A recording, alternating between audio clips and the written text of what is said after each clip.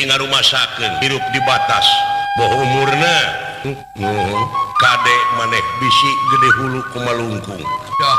temongkeun kelemahan diri di mana pagih jeung batur temongkeun keapesan diri di mana pagih jeung batur hartina maneh teh kudu cicing di sahanapeun batur sagala rupana oge tina tekad ucap jeung lampah teh sopan santun ramah tamah DP anak pasor